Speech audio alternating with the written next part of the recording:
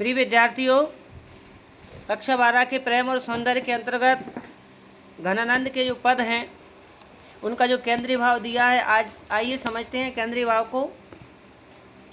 विश्व का शक्ति केंद्र प्रेम है। प्रेम के कारण ही विश्व में सौंदर्य की व्याप्ति है, अर्थात अगर प्रेम है तो सुंदरता है, अगर प्रेम नहीं है तो सुंदरता हमको कहीं भी नजर नहीं आती। प्रेम से ही विश्व में आकर्षण है। कहा गया है कि प्रेम ही ईश्वर है। ईश्वर में प्रेम का निवास है। प्रेम में ईश्वर का निवास है। हमारी संपूर्ण सामाजिकता का आधार प्रेम है। प्रेम का क्षेत्र व्यापक और विस्तृत है। प्रेम की परिधि में जड़ चेतन भी समाहित हो जाते हैं।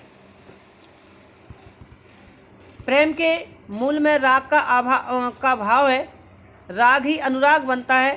प्रेम हमारी उस संवेदना का विस्तारी भाव है जिसके अंतर्गत हम अपने भीतरी गुणों की आत्मीय उपस्थिति का अनुभव करते हैं, उसकी कुशल क्षेम के लिए प्रयत्नरत रहते हैं। प्रेम के सूत्र अनेक तरह के संबंधों की सर्जना करते हैं। हमारे जितने भी संबंध भाव हैं उनमें प्रेम की ही भूमिका रहती है। सामान्यतः साहित्य के अंतर्गत प्रेम के समस्त संबंध भावों का चित्रण हुआ है, किंतु दाम्पत्य प्रेम का उल्लेख इसमें विस्तार से किया गया है।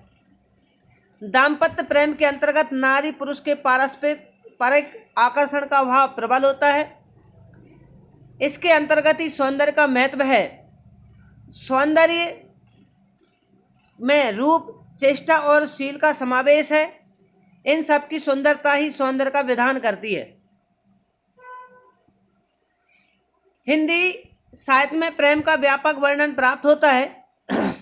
मलिक मोहम्मद जायसी ने तो मनुष्य के प्रेम को ही वैकुंठ माना है, अर्थात मनुष्य जो ईश्वर से प्रेम करता है वही वैकुंठ है। उन्होंने लिखा हुआ है कि मानुष प्रेम सदा वैकुंठी, अर्थात मनुष्य का प्रेम सदा वैकुंठ के समान है। तुलसी ने प्रेम को ईश्वर में प्रकट करने वाला कहा है। उन्होंने लिखा है कि हरि व्यापक सर्वत्र समाना, प्रेम ते प्रकट होई में जाना, अर्थात तुलसीदास जी ने स्पष्ट लिखा है कि हरि तो हर जगह व्याप्त हैं, अर्थात जो व्यक्ति मुझे प्रेम से पुकारता है मैं वहां पर प्रकट हो जाता हूं। तो आइए पढ़ते हैं। साहित्य में प्रेम को श्रृंगार के अंतर्गत स्थान प्राप्त है। श्रृंगार में संयोग और वियोग इन दो भेदों को समाहित किया गया है।